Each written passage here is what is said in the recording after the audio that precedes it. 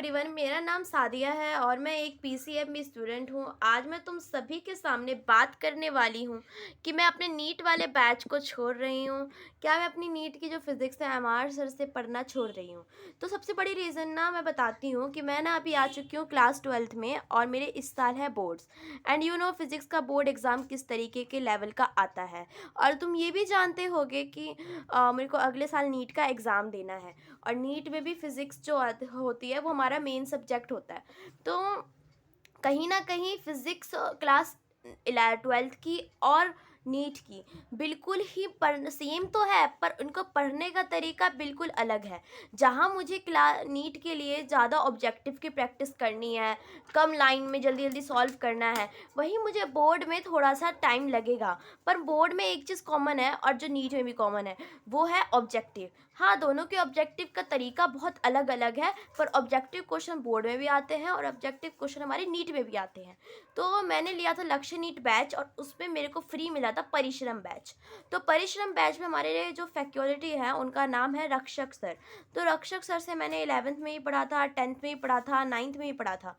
तो मैंने डिसाइड करा है कि मैं फ़िज़िक्स जो है अपनी वो 12th में भी रक्षक सर के थ्रू कंप्लीट करने वाली हूँ, क्योंकि उन्होंने पहले ही बोल दिया है कि मैं सारा सिलेबस करवाऊँगा जो नीट लेवल तक आ रहा है।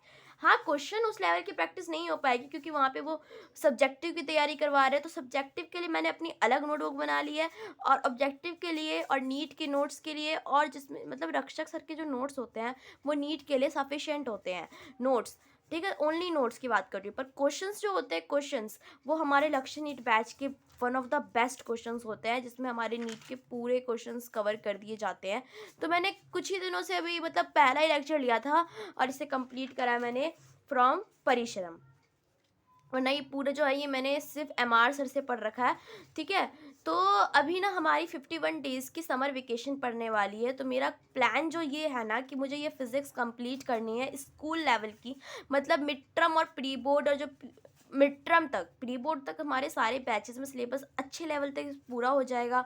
रही बात फिज़िक्स की, तो फिज़िक्स मतलब जो भी सब्जेक्ट है उनकी मुझे मिड टर्म और पीए 1 की तैयारी करनी है, जो मैं कंप्लीट करने वाली हूँ फ्रॉम यूट्यूब। ठीक है, तो मुझे अपनी फ़िज़िक्स की पार्ट 1 को कंप्लीट करना है थ्रू यूट्यूब, और जो मैं लेक्चर्स देखूँगी वो फ़िज़िक्स वाला के ही होंगे, ऑब्वियस सी बात है।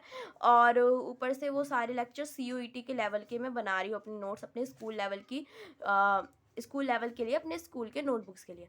So that's all about my strategy. मैं क्वेश्चन प्रैक्टिस के लिए फॉलो करने वाली हूँ लक्ष्य नीट बैच को, और जो पूरा जो कंटेंट नोट्स रहता है और सब्जेक्टिव क्वेश्चन की प्रैक्टिस के लिए भी मैं फॉलो करने वाली हूँ परिश्रम बैच को।